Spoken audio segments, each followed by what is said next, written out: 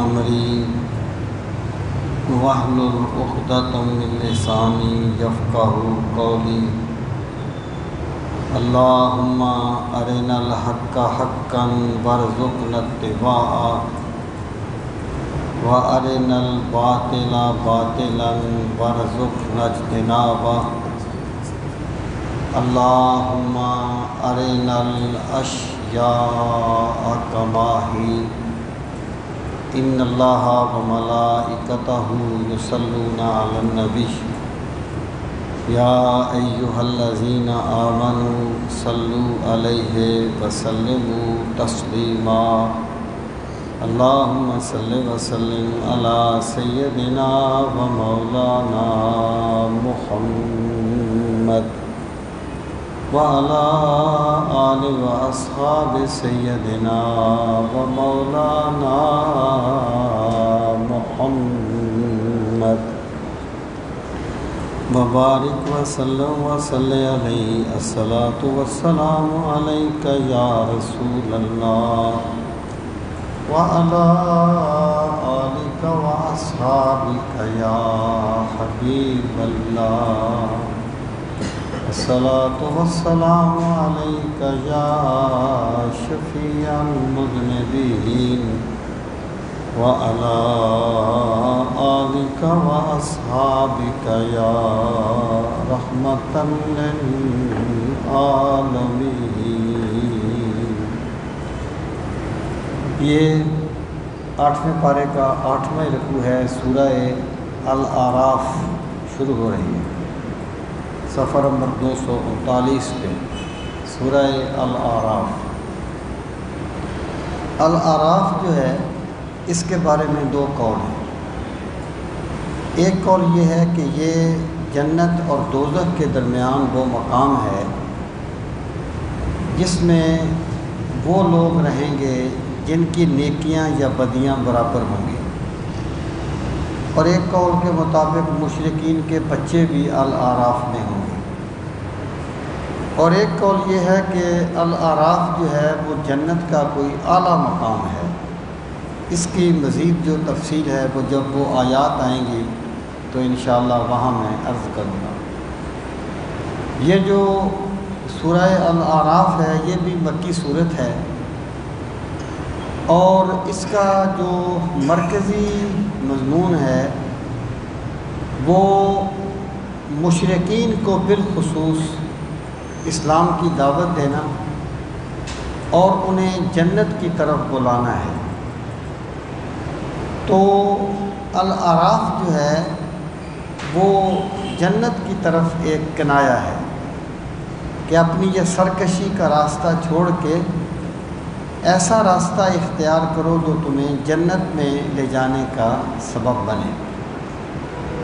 اللہ رب العزت نے اس سورہ مبارکہ کا آغاز جو ہے وہ قرآن مجید کے نزول سے اور رسول کریم صلی اللہ تعالیٰ علیہ وآلہ وسلم کے فرض منصبی سے فرمایا ہے۔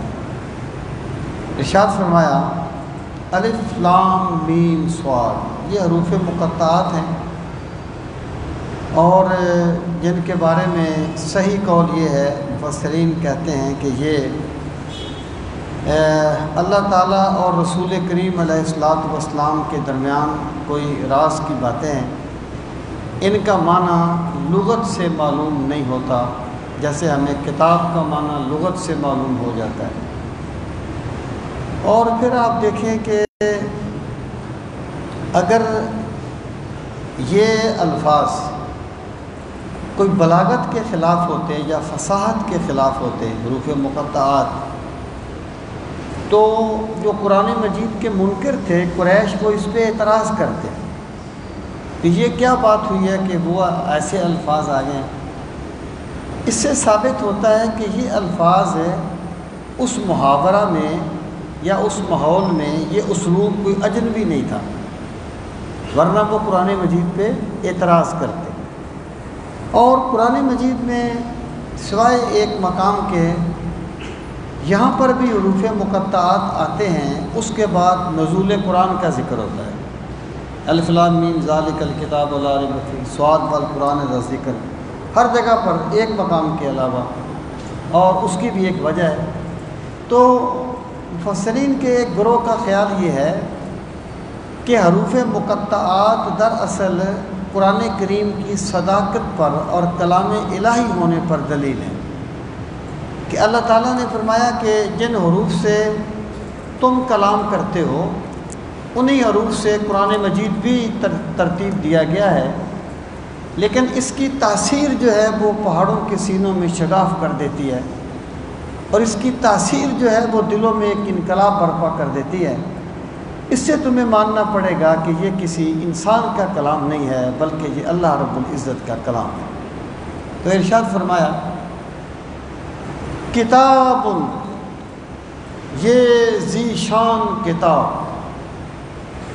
اور کتاب جو ہے یہ یہاں پر مکتوب کے معنی میں ہے، یعنی یہ جو خط، کیونکہ قرآن مجید کو کتابی شکل تو بعد میں دی گئی ہے، یعنی جب یہ آیت نازل ہوئی تھی مکی زندگی میں، اس وقت قرآن کو کتاب تو نہیں کہا جاتا تھا، کتابی شکل میں تو یہ عہد ابوبکر میں ہوا ہے۔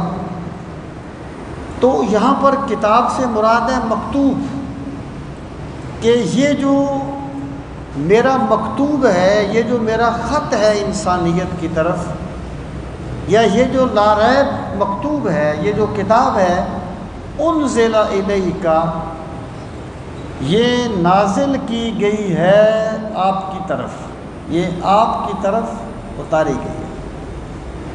آگے فرمایا فلا یکن فی صدرک حرج منہ، یعنی کتاب کو نازل کرنے کا مقصد جو ہے نا وہ اگلے جملے میں آ رہا ہے۔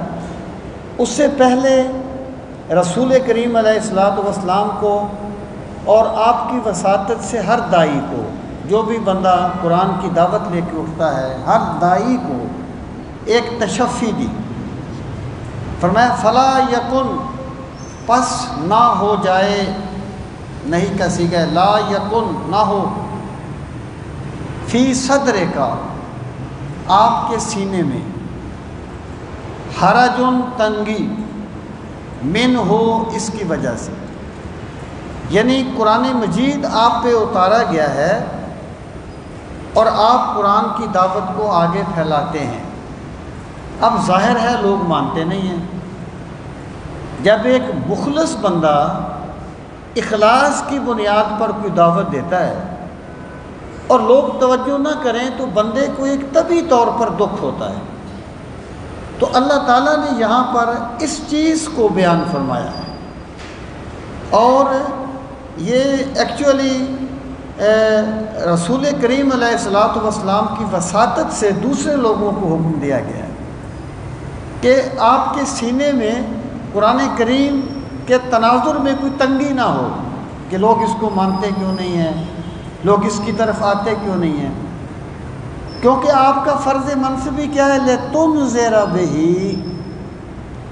تنذر اسی انذار سے نکلا ہے، انذار جس کا معنی ہوتا ہے آگاہ کرنا، کسی کو آنے والے خطرے سے آگاہ کرنا، مطلق ڈرانا نہیں۔ ڈرانا تو کوئی طاقتور بھی کسی کمزور کو ڈرا دے، اس کو انذار نہیں کہتے، اس کو نذیر نہیں کہتے، اس ڈرانے والے کو۔ انذار یہ ہوتا ہے کہ سیلاب آ رہا ہے، میں مثال دے رہا ہوں، ایک بندہ سو رہا ہے اور دوسرا بندہ اسے کہے اٹھ بھائی اٹھ، سیلاب آ گیا ہے۔ اب بظاہر تو وہ اسے ڈرا رہا ہے نا، لیکن یہ ڈرانا اس ڈاکو کی طرح ڈرانا نہیں ہے جو گلے پستول نکال کے رکھ کے سارا کچھ نکال لیتا ہے اس سے۔ یہ ڈرانے میں اس کا فائدہ مضمر ہوتا ہے، اس کو انذار کہا جاتا ہے۔ یہ لفظ ہے، قرآن مجید کی ایک اصطلاح ہے۔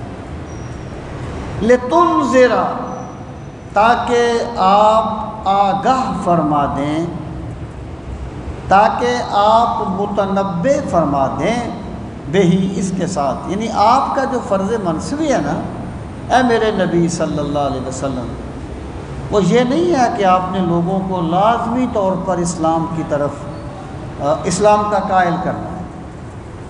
آپ کا فرض منصبی یہ نہیں ہے کہ آپ نے لوگوں کو لازمی طور پر مسلمان کرنا ہے، آپ کا اللہ تعالیٰ نے فرض منصبی یہ رکھا ہے لتنذر بہ، آپ نے لوگوں کو آگاہ کر دینا ہے، اللہ کا پیغام پہنچا دینا ہے۔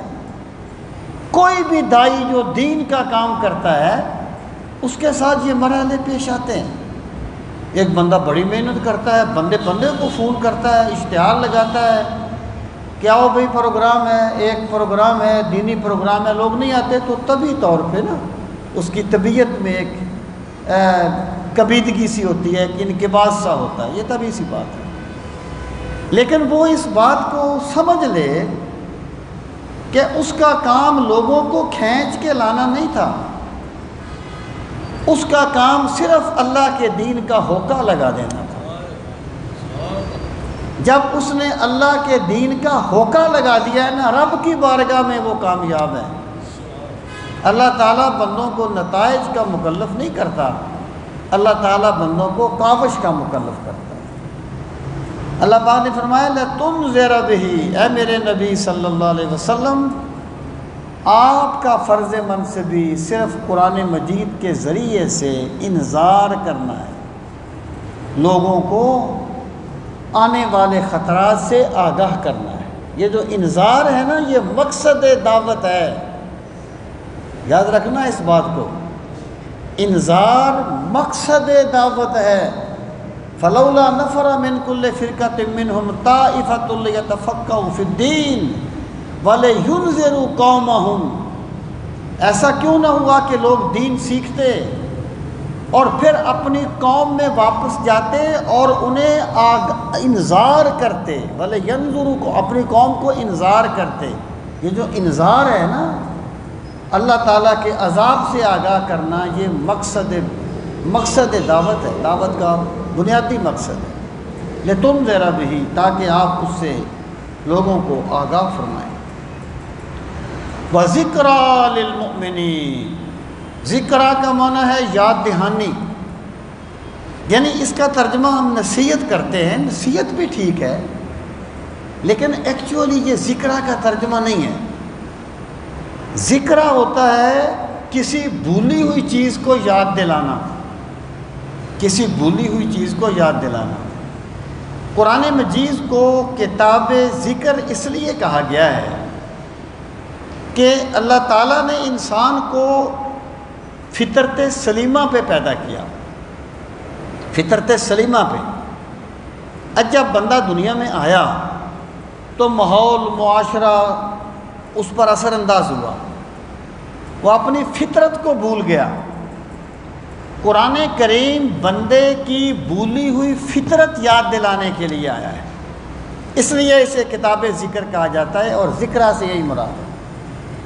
اور ذکرہ ہے، یاد دہانی ہے، کن کے لیے؟ للمؤمنین، ان لوگوں کے لیے جو ایمان لانے والے۔ اب قرآن کریم یاد دہانی تو سب کے لیے ہے نا، یا تو یہاں پر فعل ارادہ فعل کے معنی میں ہے کہ جو لوگ ایمان لانا چاہتے ہیں قرآن ان کے دل میں سوئی ہوئی فطرت کو جگا دے گا، فعل ارادہ فعل کے معنی میں۔ یا اس کا مطلب یہ ہے کہ سب کے لیے ذکرہ ہے لیکن اس کا جو فائدہ ہوگا وہ صرف ایمان والوں کو ہوگا، تو فرمایا وَذِكْرَى لِلْمُؤْمِنِينَ، اور قرآن کریم یاد دہانی ہے ان لوگوں کے لیے جو ایمان لانے والے ہیں یا ایمان لانا چاہتے ہیں، ایمان کے طالب ہیں۔ فعل کبھی کبھی ارادہ فعل کے معنی میں بھی استعمال ہوتا ہے۔ اب فرمایا ہے لوگوں تم کیا کرو، اولی مخاطب قریش اور پھر ہر بندہ، ارشاد فرمایا اتبعوا، پس تم پیروی کرو۔ اتباع ہوتا ہے کسی کے ساتھ اتنی گہری محبت ہو جانا کہ جو کچھ وہ کر رہا ہے بندہ محبت سے مجبور ہو کہ اس کو کرے، اس کو اتباع کہا جاتا ہے۔ اتبعوا، تم پیروی کرو کس چیز کی؟ ما انزل الیکم، پہلے آیا تھا انزل الیکا، اے پیغمبر صلی اللہ علیہ وسلم آپ کی طرف اتارا گیا، کا واحد کی ضمیر ہے، تیری طرف اتارا گیا۔ یہاں فرمایا ما انزل الیکم، یہ کا سے کم جمع ہو گئی، جو اتارا گیا تم سب کی طرف۔ مطلب کیا ہے کہ قرآن اول طور پر رسول کریم علیہ الصلوۃ والسلام پہ اتارا گیا، لیکن سرکار کی وساطت سے اللہ نے اپنے ہر بندے کی طرف اتارا ہے۔ اسے کہتے ہیں تیرے ضمیر پہ جب تک نہ ہو نزول کتاب، گرا کشا ہے نہ راضی نہ صاحب کشاف۔ جب بندہ یہ سمجھے نا میرا رب مجھ سے مخاطب ہو گیا ہے، میرے خدا نے مجھے ایک حکم دیا ہے، میرے مولا نے مجھے ایک چیز سے روکا ہے، پھر قرآن کی تلاوت کی لذتیں ہی بدل جاتی ہیں۔ قرآن کو قصہ ماضی بنا کے پڑھا جائے گا تو اور بات ہوگی، بندہ یہ سمجھے میرا خدا مجھ سے خطاب کر رہا ہے، پھر لذتیں بدل جاتی ہیں۔ انزل الیکم، نازل کیا گیا، اتارا گیا تمہاری طرف، من ربکم، تمہارے پروردگار کی طرف سے۔ یہ کسی جابر بادشاہ کا کلام نہیں ہے، یہ کسی گداگر کی بات نہیں ہے، یہ اس ذات کا کلام ہے جو تمہیں قطرہ آب سے انسانی قالب میں ڈال دیتا ہے۔ یہ اس ذات کا کلام ہے جو پروردگار ہے، ہر کائنات کو پالتا ہے۔ جب بندے کے دل میں دیکھیں بات ایک ہوتی ہے، بات کہنے والا بدل جائے تو بات کے اثرات بدل جاتے ہیں۔ ایک بات کسی عام بندے نے کہی ہے وہ ہبا منصورہ ہو جائے گی، ایک بات کسی بڑے مقدس بندے نے کہی ہے اس کی اہمیت ہی اور ہوگی، بات تو وہی ہوگی نا جو اس نے کہی ہے، بات تو وہی ہے۔ بات کرنے والے سے بات کی کیفیت بدل جاتی ہے۔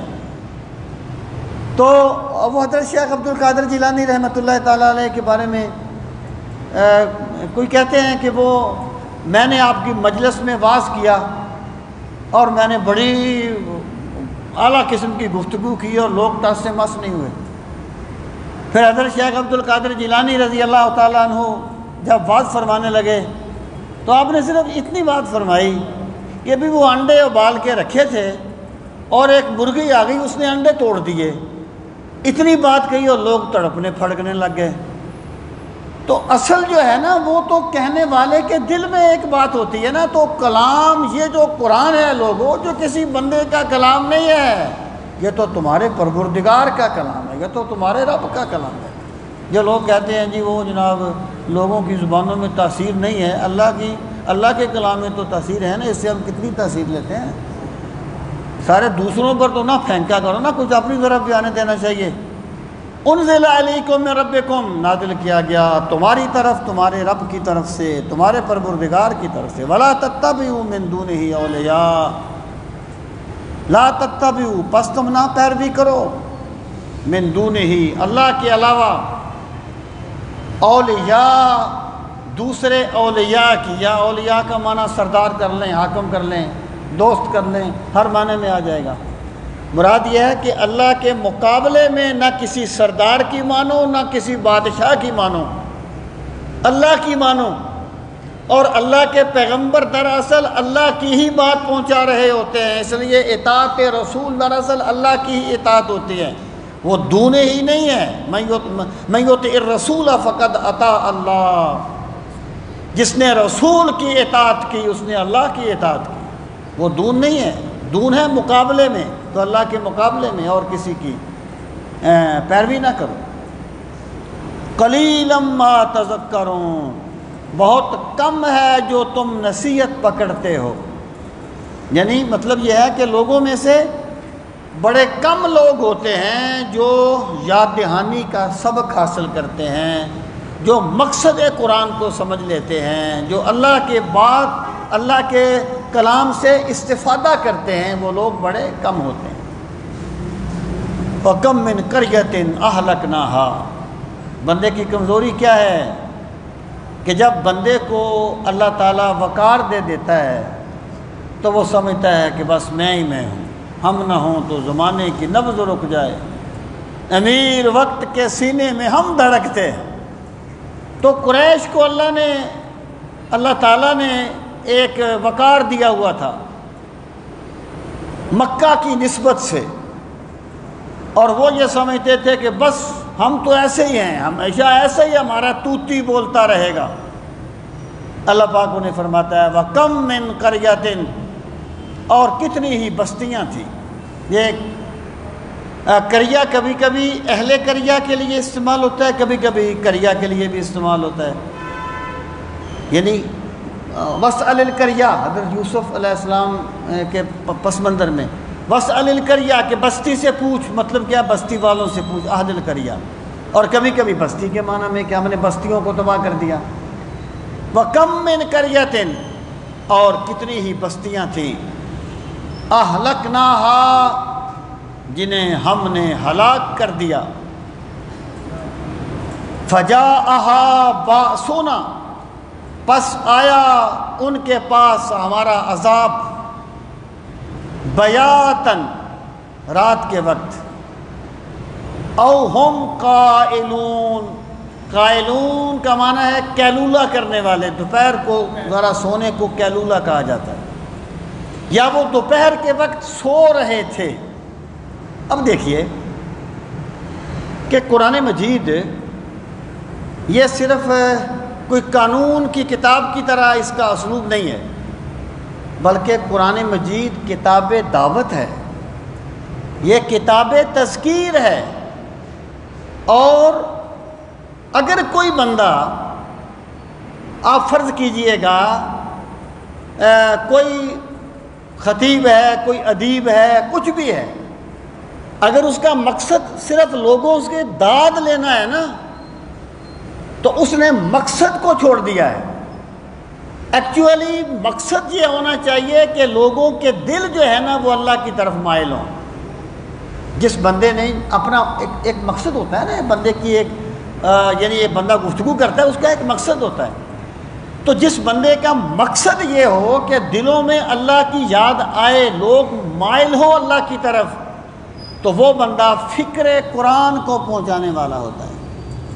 قرآن مجید جو ہے یہ ایک حکم دے دیا، اب لوگوں کے اس نفسیاتی بیماری کا علاج کیا جو لوگوں کے راستے میں رکاوٹ بنتا ہے، کہ جس کے پاس دولت ہے وہ دولت میں مست ہو جاتا ہے، جس کے پاس منصب ہے وہ منصب میں مست ہو جاتا ہے۔ اللہ فرماتا ہے لوگوں کیوں بھول گئے ہو، منصب تمہارے پاس ہی تو نہیں تھا، تم سے پہلے بھی تو بڑے لوگوں کے پاس تھا، یہ دولت تمہارے پاس ہی تو نہیں تھی، تم سے پہلے بھی بڑے لوگوں کے پاس تھی۔ تو امام غزالی کہتے ہیں جب تیرے دل پہ دنیا چھا جائے، کبھی اجڑے ہوئے قبرستانوں میں چلا جایا کر، وہاں جا کے ٹوٹی ہوئی قبروں کو دیکھا کر، تاکہ تجھے یاد آئے کہ ایک دن میں بھی اسی حالت میں آ جانا ہے۔ تو ایک صحافی ہے ارشاد بھٹی، اس نے ایک کالم لکھا ہے ایک دن، کہتا ہے میں اسلام آباد کے قبرستان میں کسی قبر کی تلاش میں گھوم رہا تھا، تو ایسے گھاس سی تھی، گھاس سی، تو میں نے اس کو جب کراس کیا تو میرا پاؤں ٹکرایا، مجھے لگا شاید یہاں بھی کوئی قبر ہے، تو میں نے اس گھاس کو ہٹایا تو وہاں ایک کتبہ لکھا ہوا تھا، کتبہ تھا، قبر تھی اور کتبہ، کتبے میں لکھا تھا جوش ملی آبادی۔ جانتے ہیں جوش ملی آبادی کتنا بڑا آدمی تھا، شہرتوں پہ اترا کر خود کو رب سمجھتے تھے، منظر ایسے لوگوں کی تربتیں نہیں ملتی۔ اللہ فرماتا ہے لوگوں اگر رب کی طرف آنا ہے نا تو کبھی یاد کر لیا کرو جو دنیا سے چلے گئے، کبھی ان کو یاد کر لیا کرو جو اللہ کے عذاب کا شکار ہو گئے، ان کے منصب انہیں نہیں بچا سکے تھے، ان کی اولاد ان کے کسی کام نہیں آئی تھی، ان کے دولت ان کے کسی کام نہیں آئی تھی۔ اس اسلوب کے تحت اللہ تعالیٰ نے ارشاد فرمایا کم من قریۃ اہلکناھا، کتنی ہی بستیاں تھیں جو ہم نے ہلاک کر دی، فجاءھا بأسنا بیاتاً، عذاب آیا ان کے پاس جب وہ سو رہے تھے، انہیں اندازہ بھی نہیں تھا کہ عذاب آ سکتا ہے، او ہم قائلون، جب وہ کیلولہ کر رہے تھے۔ تو یہ بھی مراد ہو سکتی ہے کہ جب وہ بڑے مطمئن ہو کے سو رہے تھے تو اللہ نے ان کے اطمینان کو عذاب میں بدل دیا، یا اس کا مطلب یہ ہے کہ ہمارا عذاب رات کی تاریکی میں آئے یا دن کے اجالے میں آئے، اسے کوئی نہیں روک سکتا۔ ان کے پاس ہمارا عذاب آ گیا رات کی تاریکی میں یا اس وقت جب وہ قیلولہ کر رہے تھے۔ فما کان دعواہم، اب بندے کی کمزوری کیا ہے؟ بندہ اس وقت مانتا ہے جب تن پہ بیت جاتی ہے، جب تک تن پہ نہ بیتے اس وقت تک بندہ مانتا نہیں ہے، اور تن پہ بیت کے ماننا کوئی کمال نہیں ہوتا۔ جب فرعون کو 2-4 غوطے آئے تھے نا، اس نے بھی کہا تھا میں بنی اسرائیل کے رب پہ ایمان لایا، اللہ پاک نے فرمایا جبریل اس کے منہ میں مٹی ٹھونس دو، اب ایمان لاتا ہے، اب ایمان لاتا ہے۔ جس بندے نے، عربی میں ایک محاورہ ہے وہ کہتے ہیں کہ السعید من وعظ لغیرہ، سعادت مند وہ ہوتا ہے جو دوسرے سے عبرت حاصل کر لیتا ہے۔ جب تن پہ بیت جائے نا پھر سارے مان لیتے ہیں۔ اللہ پاک فرماتا ہے ان کا بھی یہی حال تھا، پہلے تو سمجھتے تھے کہ بس ہم ہی ہیں، ہم ہمارے سوا ہے ہی کچھ نہیں، کون ہے؟ پھر کیا ہوا جب ہمارا عذاب آ گیا نا، فما کان دعواہم، پھر نہیں تھا ان کا دعویٰ مین پکار، پھر ان کی پکار نہیں تھی اذ جاءہم بأسنا، مگر جب آیا ان کے پاس ہمارا عذاب، جب آیا ان کے پاس ہمارا عذاب تو ان کی اور کوئی پکار نہیں تھی، الا ان قالوا، مگر یہ کہ انہوں نے کہا انا کنا ظالمین، بے شک ہم ظلم کرنے والے تھے۔ یعنی اپنی غلطیوں کو، گناہوں کو مان لیا لیکن پہلے نہیں مانا۔ تب مانا جب ہمارے عذاب کی چکی نے انہیں پیس کے رکھ دیا، جب پکڑ لیا انہیں ہماری گرفت نے، پھر انہوں نے کہا ہم ظلم کرنے والے تھے۔ میرے رب کا ضابطہ یہ ہے کہ بندے سے غلطیاں ہو جائیں تو بندہ جب بھی اپنے گناہ کا اعتراف کرتا ہے، میرا رب اپنے بندے کو کبھی مایوس نہیں کرتا۔ لیکن جب موت کے فرشتے آ جائیں پھر تو سارے اعتراف کر لیتے ہیں، پھر اعتراف کرنے کا کیا فائدہ ہے؟ رسول کریم علیہ الصلوۃ والسلام کی ایک حدیث مبارکہ کا مفہوم ہے کہ اللہ تعالیٰ اپنے بندے کی توبہ اس وقت تک قبول کرتا ہے جب تک وہ موت کے فرشتوں کو نہیں دیکھ لیتا۔ تو انہوں نے بھی کہا پروردگار ہم ظلم کرنے والے تھے، ہم اپنے اوپر زیادتی کرنے والے تھے۔ فَلَنَسْأَلَنَّ الَّذِينَ أُرْسِلَ إِلَيْهِمْ وَلَنَسْأَلَنَّ الْمُرْسَلِينَ۔ فَلَنَسْأَلَنَّ، سَأَلَ يَسْأَلُ، سوال کرنا، یہ تاکید کے لیے نون تاکید اور لام اس کے شروع میں آ گیا۔ پس یقیناً ہم سوال کریں گے، ہم یقیناً سوال کریں گے، کن سے؟ الذین، ان سے، ارسل الیہم، بھیجا گیا جن کی طرف، یعنی جن لوگوں کی طرف ہمارے پیغمبر بھیجے گئے تھے نا، ہم قیامت کے دن ان سے پوچھیں گے ضرور کہ ہمارے پیغمبر آئے تھے لوگوں تمہارے پاس، تم نے کیا کیا تھا؟ وہ اخلاص کے پیکر آئے تھے تمہارے پاس، تم انہیں پتھر مارتے تھے، وہ تمہیں میرا پیغام پہنچایا کرتے تھے، تم نے کیا کیا تھا ان کے ساتھ؟ ہم اپنے پیغمبروں کو بھیج کے بے یار و مددگار نہیں چھوڑتے تھے، ہم دنیا میں بھی ان پر اپنا نظر کرم فرماتے ہیں، دست رحمت فرماتے ہیں، اور ہم آخرت میں بھی لوگوں سے پوچھیں گے کہ ہمارے پیغمبر آئے تھے تم نے کیا کیا تھا۔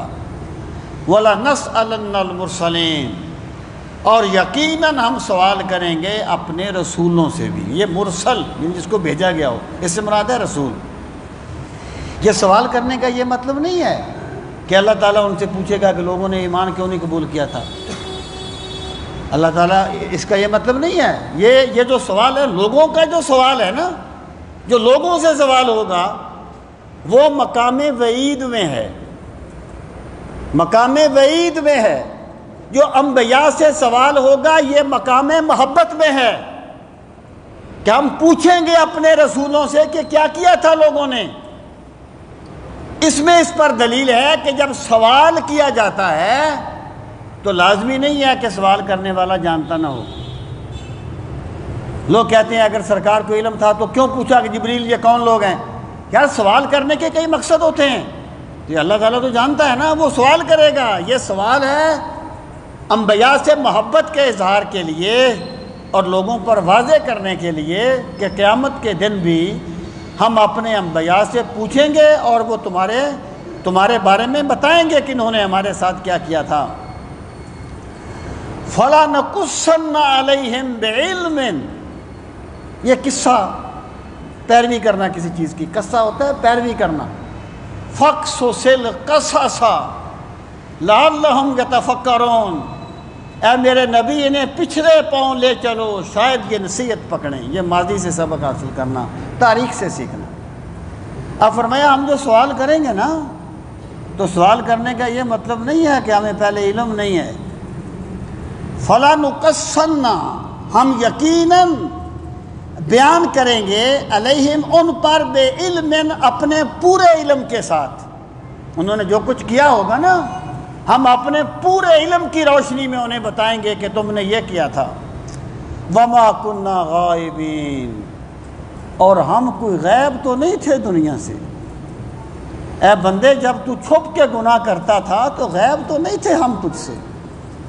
نحن اقرب الیہ من حبل الورید، ہم تو انسان کی شارک سے بھی قریب ہیں۔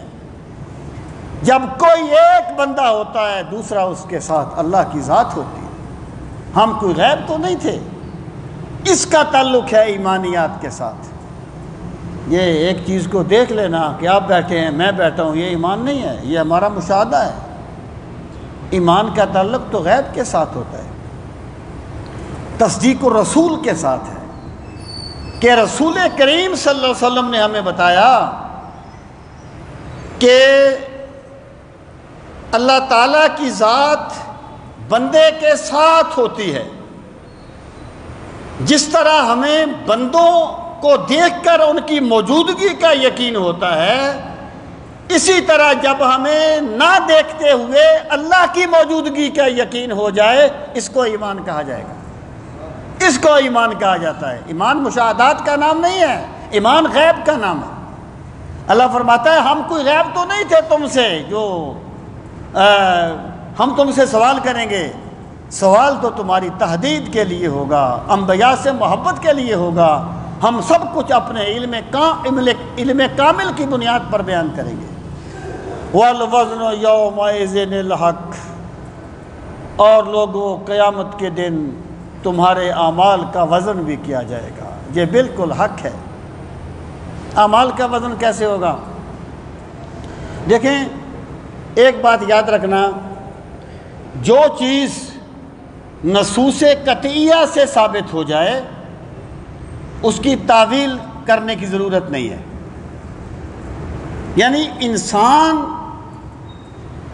یہ نہ سمجھے کہ جو میں نے سمجھ لیا وہی حقیقت ہے، جو میری سمجھ میں نہیں آیا وہ حقیقت نہیں ہے، بلکہ اللہ تعالیٰ نے جو کچھ فرما دیا بندہ یہ عقیدہ رکھے یہ بات ایسے ہی ہے، لیکن اس کی حقیقت کیا ہے یہ میں نہیں جانتا۔ جمعے پر انشاءاللہ میں اس مرتبہ اسی ٹاپک پہ گفتگو کروں گا کہ عقل کی حد کیا ہوتی ہے، عقل کی حد کیا ہے اور عقل کی اہمیت کیا ہے دین میں۔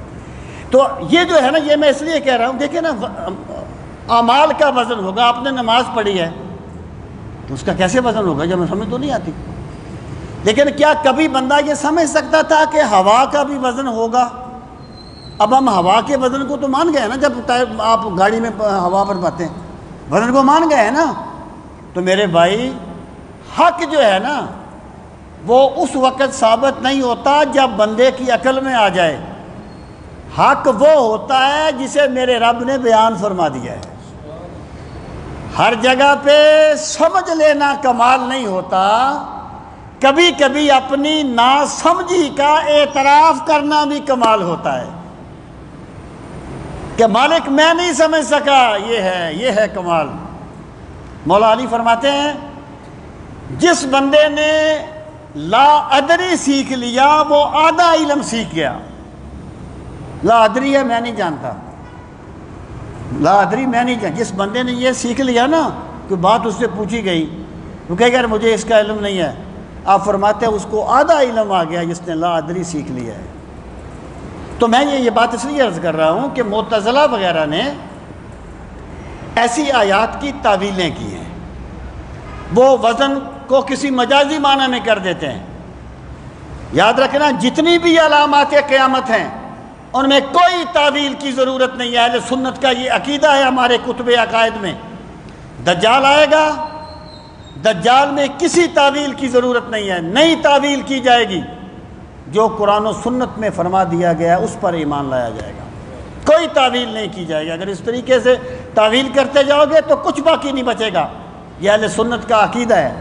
تو وزن حق ہے، فَمَن يَعْمَلْ مِثْقَالَ ذَرَّةٍ خَيْرًا يَرَهُ وَمَن يَعْمَلْ مِثْقَالَ ذَرَّةٍ شَرًّا يَرَهُ۔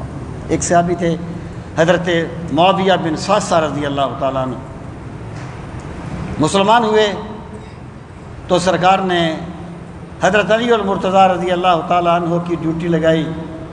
آپ نے فرمایا اسے دین سکھایا کرو۔ وہ آپ ان کو پڑھانے لگ گئے، دین کی باتیں بتانے لگ گئے۔ تھوڑے عرصے بعد آپ نے پوچھا وہ معاویہ کا کیا بنا؟ عرض کیا آقا اب تو وہ نہیں آتے، انہوں نے آنا چھوڑ دیا ہے۔ آپ نے پوچھا، آپ نے آدمی بھیجا اس کو بلا کے لاؤ، ان کو بلا کے لاؤ۔ وہ گئے، وہ جنگل سے لکڑیوں کا گٹھا کاٹ کے نا واپس آ رہے تھے، سر پہ لادا ہوا تھا گٹھا۔ تو بندے نے کہا تجھے اللہ کے رسول نے بلایا ہے۔ وہ کیا ہے کہ سکیاں تو کیا کرتی ہیں یاد اپنے پیا کو، سکیاں تو کیا کرتی ہیں یاد اپنے پیا کو، لیکن وہ سہاگن ہے کرے جس کو پیا یاد۔ تجھے سرکار نے بلایا ہے، گٹھا پھینکا اور سرکار کی بارگاہ میں آ گئے۔ آپ نے پوچھا تم نے علم حاصل کرنا کیوں چھوڑ دیا؟ کہنے لگے بڑے سادہ تھے، صحابہ کرام کا مزاج بڑا سادہ تھا، اللہ کی قسم وہ لوگ باس برائے باس نہیں کرتے تھے، وہ عمل کرنے والے لوگ تھے۔ شاہ ولی اللہ کہتے ہیں صحابہ کا طبقہ بہترین طبقہ تھا، جنہوں نے پوری زندگی میں صرف 17 سوال کیے اور سب سے زیادہ عمل کیا۔ یہاں باس آ جاتی ہے نا، وہاں علم کا پہلو کمزور ہو جاتا ہے۔ بات سمجھنے کے لیے ہو تو اور بات ہے، وہ کچھ بندوں کا مزاج باس والا ہوتا ہے۔ تو آپ نے پوچھا کیوں چھوڑ دیا؟ کہنے لگے یا رسول اللہ صلی اللہ علیہ وسلم میرا علم مکمل ہو گیا، میری تعلیم مکمل ہو گئی۔ آپ نے پوچھا تیری تعلیم کس طرح مکمل ہو گئی؟ فرمایا مجھے حضرت علی نے ایک آیت سکھائی تھی، فَمَن يَعْمَلْ مِثْقَالَ ذَرَّةٍ خَيْرًا يَرَهُ وَمَن يَعْمَلْ مِثْقَالَ ذَرَّةٍ شَرًّا يَرَهُ، کہ جو بندہ ایک ذرہ برابر نیکی کرے گا قیامت کے دن وہ بھی اس کے سامنے آ جائے گی، جو ذرہ برابر برائی کرے گا قیامت کے دن وہ بھی اس کے سامنے آ جائے گی۔ میرے آقا میں جب کوئی بھی کام کرنے لگتا ہوں میں سوچتا ہوں یہ قیامت کے دن میرے سامنے آ جائے گی۔ آپ نے فرمایا ہاں تیرا تعلیم، تیرا علم مکمل ہو گیا۔ تو والوزن یومئذ الحق، اے لوگو قیامت کے دن وزن کا ہونا حق ہے، تولا جائے گا تمہارے اعمال کو اور تولا جائے گا تمہاری نیتوں کو بھی، کوئی چیز نہیں بچے گی، وزن کیا جائے گا۔ پھر کیا ہوگا؟ فمن ثقلت موازینہ، پس جو ثقلت بھاری ہو گئے، موازینہ جس کا نیکیوں کا پلڑا، جس کا میزان بھاری ہو گیا، فَأُولَئِكَ هُمُ الْمُفْلِحُونَ، پس یہی وہ لوگ ہیں جو فلاح پانے والے۔ قرآن یہ کہتا ہے کہ لوگوں، کامیابی لوگوں کو چکر دے کے زیادہ پیسے کمانے کا نام نہیں ہے۔ فلاح دیکھیں، کامیابی کے لیے نا کئی لفظ ہیں۔ فازہ یفوزو کا معنی بھی کامیاب ہونا ہوتا ہے، نجح ینجحو کا معنی بھی کامیاب ہونا ہوتا ہے، اور بھی بڑے لفظ آتے ہیں کامیابی کے لیے۔ لیکن فلاح جو ہے نا یہ جامع کامیابی کو کہتے ہیں، ادھوری کامیابی ہر جگہ پائی جاتی ہے۔ اگر ایک چور نے چوری کی ہے نا، اسے کچھ ملا ہے تو اس نے چوری کی ہے، ڈاکو نے ڈاکہ مارا ہے نا، اسے کچھ فائدہ ہوا ہے تو اس نے مارا ہے، جھوٹے نے جھوٹ بولا ہے نا، کچھ فائدہ ہوا ہے تو اس نے جھوٹ بولا ہے۔ ادھوری کامیابی ہر جگہ پائی جاتی ہے، اس کو فلاح نہیں کہتے۔ حضرت استاد گرامی فرمایا کرتے تھے کہ فلاح اس کامیابی کو کہتے ہیں جب بندے کو مل جائے تو دل کے سارے ارمان پورے ہو جائیں، دنیا میں بھی کامیابی مل جائے اور عقبہ میں بھی کامیابی مل جائے، اس کو فلاح کہا جاتا ہے۔ بندہ جو ہے نا، بندہ یہ چاہتا تو ہے کامیابی، لیکن یہ کامیابی کا معیار طے کرنے میں مار کھاتا ہے۔ کامیابی کا معیار وہ نہیں ہوتا جو بندہ اپنی عقل ناقص سے بنا لیتا ہے۔ ایک چور چوری کر کے آئے تو بڑا خوش ہوتا ہے کہ جی میں بڑا کامیاب ہو گیا، ایک فراڈیا فراڈ کر لے بڑا خوش ہوتا ہے کہ میں نے بڑی کامیابی پا لی ہے۔ یہ کامیابیاں نہیں ہیں، یہ ناکامیاں ہیں، اور یہ حقیقت اس دن کھلے گی جب کفن کی تنیاں کھل جائیں گی، تب پتہ چلے گا ہم نے کیا کیا تھا۔ کامیابی وہ نہیں ہوتی، کامیابی وہ ہوتی ہے جس کے بارے میں میرا رب فرما دے کہ بندہ کامیاب ہو گیا ہے۔ جب حضرت علی المرتضیٰ رضی اللہ تعالیٰ عنہ پہ حملہ کیا گیا تھا نا، تو آپ نے فرمایا تھا فزت برب الکعبہ، مجھے رب کعبہ کی قسم ہے میں کامیاب ہو گیا ہوں۔ تو فلاح جو ہوتی ہے نا، یہ جامع کامیابی کو کہا جاتا ہے۔ اللہ فرماتا ہے جس بندے کا اس دن نیکیوں کا پلڑا بھاری ہو گیا نا لوگوں، وہ کامیابی پانے والا ہے، وہ ہے کامیابی پانے والے۔ ومن خفت موازینہ، اور جس بندے کا نیکیوں کا پلڑا ہلکا ہو گیا، جس کا نیکیوں کا پلڑا ہلکا ہو گیا، فَأُولَئِكَ الَّذِينَ خَسِرُوا أَنفُسَهُمْ، اللہ نے یہ نہیں کہا کہ وہ لوگ ناکام ہو گئے، نہیں، یہ وہ لوگ ہیں جنہوں نے اپنی جانوں کو تباہ کر لیا۔ بندہ اپنی جان کے لیے کرتا ہے نا، جو بھی کرتا ہے اپنے نفس کے لیے ہی کرتا ہے نا۔ اللہ پاک فرماتا ہے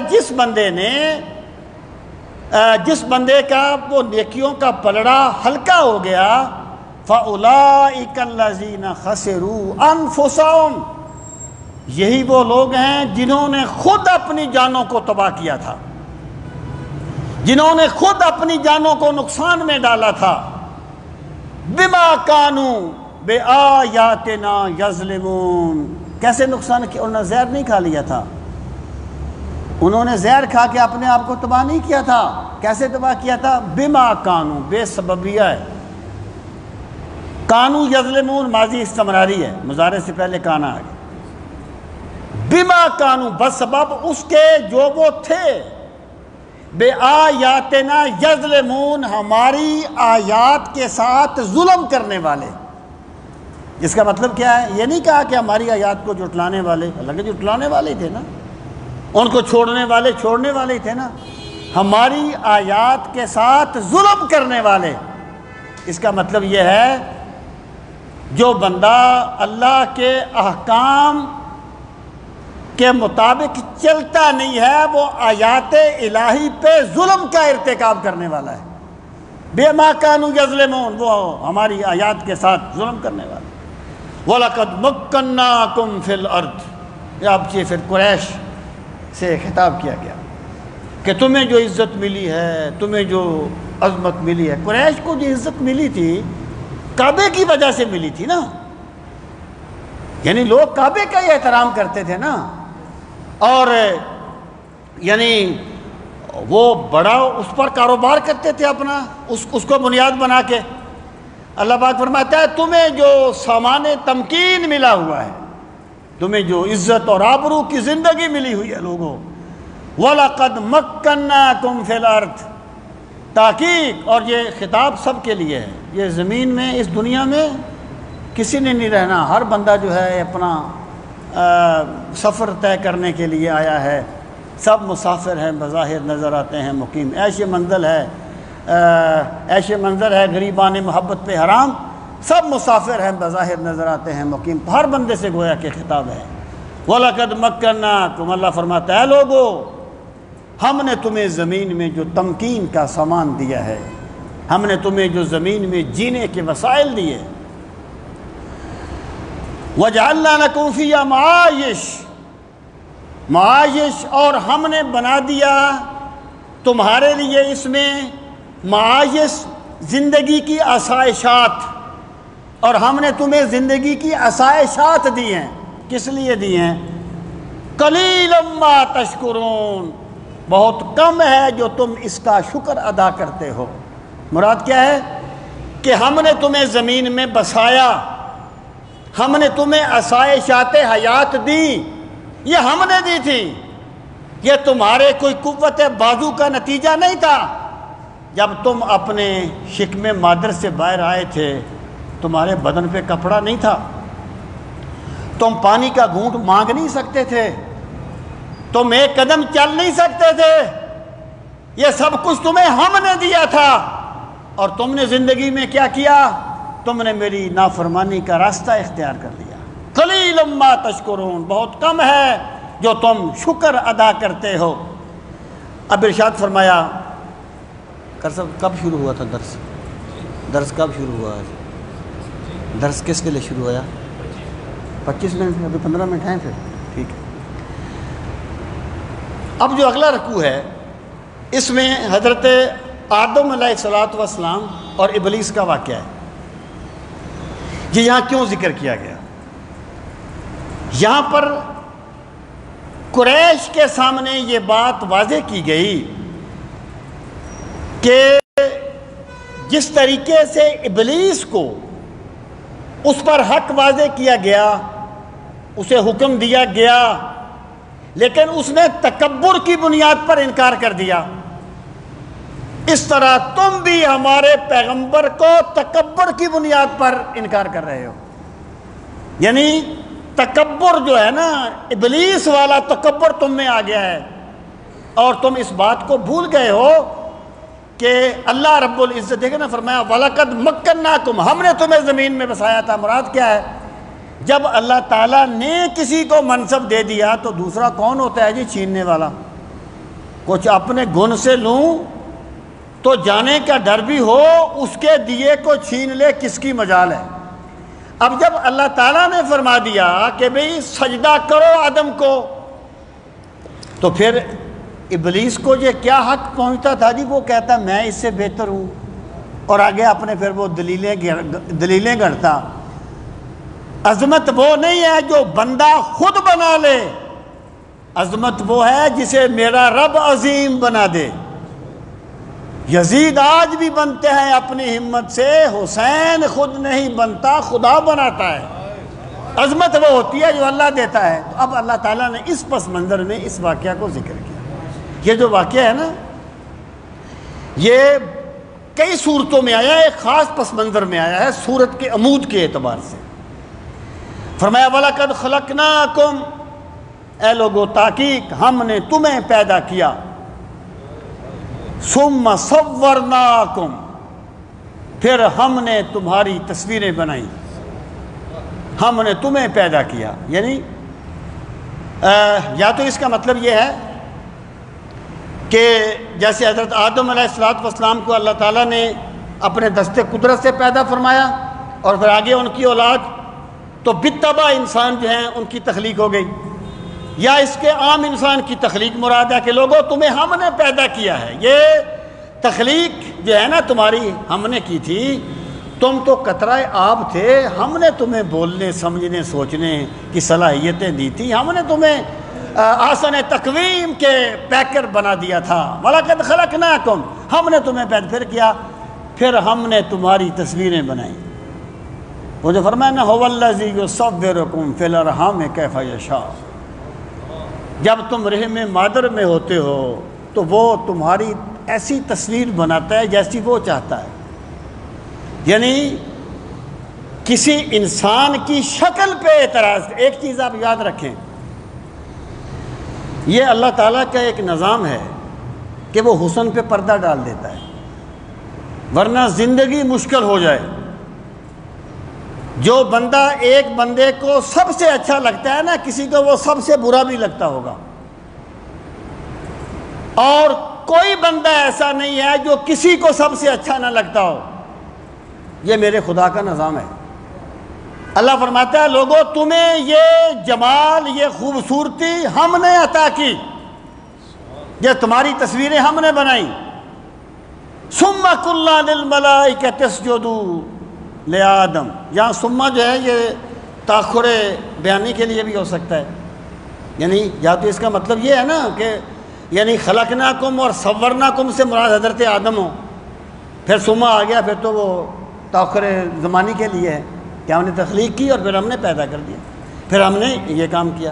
یا یہ تاخر بیانی کے لیے ہے کہ اے لوگوں ہم نے تمہیں پیدا کیا، ہم نے تمہاری صورت گری کی، اور ثم پھر یہ بھی تو دیکھو کہ ہم نے تمہارے جد امجد کو مسجود ملائک بنا دیا. یہ اس کو کہتے ہیں تاخر بیانی. جیسے ایک باپ اپنے بیٹے کو ڈانٹتا ہے، کہتا ہے میں نے تیرے لیے یہ کیا، میں نے تیرے، اور پھر میں تیرا باپ بھی تو ہوں. اب پھر جو ہے نا یہ تاخر بیانی کے لیے، بیان میں اس نے اس کو تو یہاں پر بھی دونوں ممکن ہے. فرمایا ثم قلنا للملائکہ، پھر ہم نے فرشتوں سے کہا اسجدوا لآدم، سجدہ کرو آدم کو. فسجدوا، سب نے سجدہ کیا، الا ابلیس، مگر ابلیس نے نہیں کیا. اب دیکھیے پہلی بات یہ کہ عبادت جو ہے وہ اللہ تعالیٰ کا حکم ماننے کا نام ہے. اللہ تعالیٰ فرمائے کہ اللہ کے سوا کسی کو سجدہ نہیں کرنا تو سجدہ نہ کرنا عبادت ہے. اللہ فرمائے کہ آدم کو سجدہ کرو تو سجدہ کرنا عبادت ہوگا. یعنی ایک فرقہ ہے جس کو یزیدیہ کہا جاتا ہے، اور وہ یزید سے نہیں، وہ شیطان کی عبادت کرتے ہیں.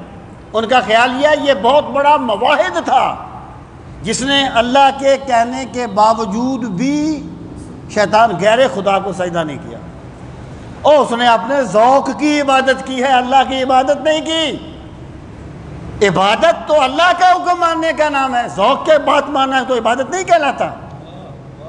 اللہ فرماتا ہے ہم نے کہا فرشتوں سے سجدہ کرو آدم کو، فسجدوا، سب نے سجدہ کیا، الا ابلیس، مگر ابلیس نے نہیں کیا. ابلیس جنوں میں سے تھا، کان من الجن ففسق عن امر ربہ. قرآن مجید میں اس کی صراحت ہے. ابلیس جنوں میں سے نہیں تھا، فرشتوں میں سے نہیں تھا، جنوں میں سے تھا. لیکن چونکہ یہ فرشتوں کے ساتھ تھا تو جب اعلیٰ کو حکم دیا جائے ادنا تو اپنے آپ اس میں شریک ہو جاتا ہے. حکم میں اس کا شامل ہونے کی دلیل اگلی آیت میں آئے گی. یعنی اگر استاد کو کہا جائے کہ کھڑا ہو جائے تو شاگردوں کو تو بدرجہ اولا یہ حکم شامل ہوگا. اللہ پاک فرماتا ہے ہم نے کہا سجدہ کرو، سب نے سجدہ کیا الا ابلیس، مگر ابلیس نے نہیں کیا. یہ جنوں میں سے تھا، فرشتہ نہیں. لم یکن من الساجدین، نہیں یہ استاد والی بات نہیں ہے، ویسے لوگوں نے بنائی ہے. لم یکن من الساجدین، وہ نہ ہوا سجدہ کرنے والوں میں سے. یہ جو ہے نا وہ چپے چپے پہ سجدہ کیا اور فرشتوں، یہ ویسے بنائی ہوئی باتیں ہیں، اس کی کوئی حقیقت نہیں. لم یکن من الساجدین، اور وہ سجدہ کرنے والوں میں سے نہیں تھا. کون؟ شیطان. قال ما منعک، اللہ پاک نے فرمایا ما منعک، تجھے کس چیز نے منع کیا؟ اللہ تسجد، کہ تو سجدہ، یہاں پر لا زائدہ ہے. یہ زائدہ ایک زبان کا اسلوب ہے، یہ حروف زائدہ زبان کا ایک اسلوب ہے.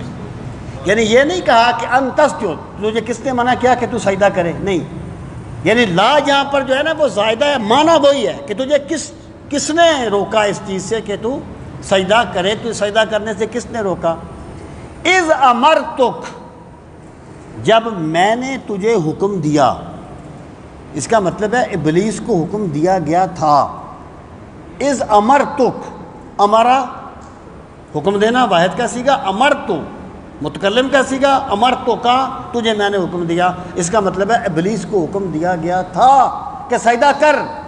وہ بالواسطہ تھا یا بلا واسطہ اس کی وضاحت قرآن میں نہیں ہے، حکم اس کو دیا گیا تھا جب میں نے تجھے حکم دیا. قالا، اس نے کہا انا خیر منہ، میں بہتر ہوں اس سے. کہنے لگا میں آدم سے بہتر ہوں. کیوں بہتر ہے بھائی؟ خلقتنی من نار، تو نے مجھے پیدا کیا آگ سے، وَخَلَقْتَهُ مِن طِين، اور تو نے اسے پیدا کیا مٹی سے۔ کہنے لگا میں بہتر ہوں، مجھے تو نے آگ سے پیدا کیا، اسے مٹی سے پیدا کیا۔ آگ جو ہے وہ مٹی سے بہتر ہوتی ہے، لہذا میں اس سے بہتر ہوں۔ یہ ہے جی شیطان کا استدلال، یہ ہے شیطان کی دلیل، ٹھیک ہے۔ اب دیکھیے، جب اس نے یہ کہا کہ میں آدم سے بہتر ہوں اس لیے میں نے سجدہ نہیں کیا، پھر جب اللہ نے فرما دیا کہ تو سجدہ کر، تو پھر بہتر تو کیسے ہو گیا جب اللہ نے تجھے حکم دے دیا اس کو سجدہ کر؟ یہ اس نے ایک دلیل کر لی کہ میں بہتر ہوں۔ اللہ پاک نے فرمایا قالا، اللہ پاک نے فرمایا فَاهْبِطْ مِنْهَا، پس اتر جا اس سے، یعنی نکل جا جنت سے۔ فَمَا يَكُونُ لَكَ، فَمَا يَكُونُ، پس نہیں تھا، لَكَ تیرے لیے، أَن تَتَكَبَّرَ، کہ تو اپنے آپ کو بڑا سمجھے۔ وہ کیا ہے کہ سروری زیبا فقط اس ذات بے ہمتا کو ہے، حکمراں ہے ایک وہی باقی بتانے آزری۔ یہ کبریائی تو میرے رب کی چادر ہے، تجھے کس نے حکم دے دیا، تجھے کس نے یہ کہہ دیا کہ تو اپنے آپ کو بڑا ثابت کر، کہ تو اپنے آپ کو بڑا سمجھے۔ ان تتکبر فیہا، کہ تو تکبر کرے، اپنے آپ کو بڑا سمجھے، فیہا اس میں، فاخرج نکل جا، انک من الصاغرین، بے شک تو ذلیل ہونے والوں میں سے ہے، یعنی تو خود ذلیل ہوا ہے۔ اہل دنیا، وہ اقبال کہتے ہیں نا کہ وہ میں تخیل میں اڑتا اڑتا جنت میں پہنچا تو وہاں میں نے دوزخ کو دیکھا تو وہاں آگ نہیں تھی، تو میں نے فرشتے سے کہا کہ یہاں پہ تو بڑی آگ ہے، نظر نہیں آتی، تو فرشتے نے کہا کہ نظر میں کہ اہل دنیا یہاں جو آتے ہیں اپنے انگار ساتھ لاتے ہیں، بندہ اپنی تباہی کا سامان خود کرتا ہے، تو فرمایا تو ہو گیا ذلیل ہونے والوں میں سے جو اپنے آپ کو خود ذلیل کرتے ہیں۔ اب کیا ہوا؟ قالا، کہنے لگا انذرنی، مجھے مہلت دے دے، الی یوم یبعثون، اس دن تک جب تک انہیں زندہ کیا جائے۔ یعنی اس نے یہ نہیں کہا کہ پروردگار مجھ سے غلطی ہو گئی مجھے معاف کر دے، نہیں، کہتا ہے مجھے مہلت دے دے۔ کس لیے مہلت دے؟ تاکہ میں تیرے بندوں کو گمراہ کرتا رہوں۔ اور کب تک مہلت دے؟ جب تک مردے زندہ نہ ہو جائیں۔ یہ اس نے اللہ سے دعا مانگی، اللہ سے سوال کیا۔ قال انک من المنظرین، قال، اللہ پاک نے فرمایا انک، بے شک تو، من المنظرین، یہ مہلت دیے ہوں میں سے ہے، مفعول کا صیغہ ہے، یعنی ہم نے تمہیں مہلت دے دی، تو مہلت دیے گئے لوگوں میں سے ہے۔ اب دیکھیے، اس نے یہ کہا تھا کہ مجھے مہلت دے جب تک مردے زندہ نہ ہو جائیں۔ اللہ پاک نے یہاں پر مہلت دینے کا ذکر تو کیا، لیکن الی یوم یبعثون نہیں فرمایا۔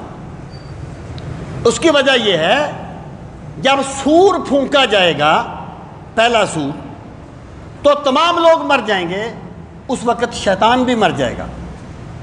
پھر جب لوگ مرنے کے بعد زندہ کیے جائیں گے، پھر شیطان کو بھی زندہ کیا جائے گا۔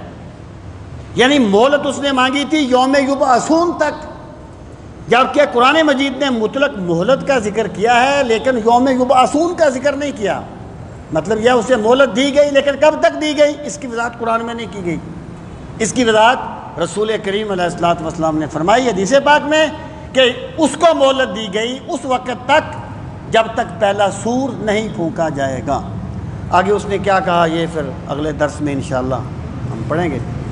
اللہ تعالی ہم سب کو قرآن مجید کا فہم صحیح نصیب فرمائے۔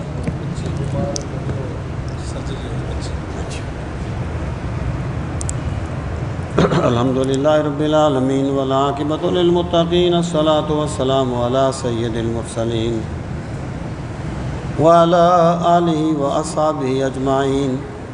ربنا آتنا فی الدنیا حسنۃ وفی الآخرۃ حسنۃ وقنا عذاب النار ربنا وآتنا ما وعدتنا علی رسلک ولا تخزنا یوم القیامہ انک لا تخلف المیعاد۔ یا اکرم الاکرمین، ہم سب کی حاضری اپنی بارگاہ عالی میں قبول و منظور فرما۔ پروردگار عالم ہمیں نعمت قرآن کی قدر کرنے والا بنا دے۔ یا ارحم الراحمین، ہمیں قرآن کریم کی تلاوت کا ذوق نصیب فرما۔ میرے مالک، اپنے پاک نبی علیہ الصلاۃ والسلام کی وجاہتوں کا واسطہ ہمیں قرآن کریم کی تلاوت کی حلاوت نصیب فرما۔ میرے مالک، قرآن مجید کی برکتوں کا واسطہ تمام دکھیوں کے دکھ دور فرما، تمام پریشان حالوں کی پریشانیاں دور فرما، تمام بیماروں کو شفائے کاملہ و عاجلہ نصیب فرما۔ پروردگار عالم، بالخصوص جس بچی کے لیے کہا گیا اسے صحت کلی نصیب فرما، اسے شفائے کاملہ و عاجلہ نصیب فرما۔ یا اکرم الاکرمین، اپنے بے پناہ کرم کا واسطہ میرے مالک، تیرے جو بندے تیری پاک کتاب کی محبت میں وقت دیتے ہیں، میرے مالک ان کی حاضری کو شرف قبولیت عطا فرما۔ پروردگار عالم، سب کے رزق میں برکتیں عطا فرما، جان مال میں برکتیں عطا فرما۔ پروردگار عالم، اپنے بے پناہ کرم کا واسطہ سب کو دارین کی عزتیں نصیب فرما۔ جزا اللہ عنا سیدنا محمدا ما هو اہلہ وصلی اللہ تعالی علی خیر خلقہ ونور عرشہ وزینت فرشہ محمد وعلی آلہ واصحابہ اجمعین آمین برحمتک یا ارحم الراحمین۔ اللہ پاک سب کو جزائے خیر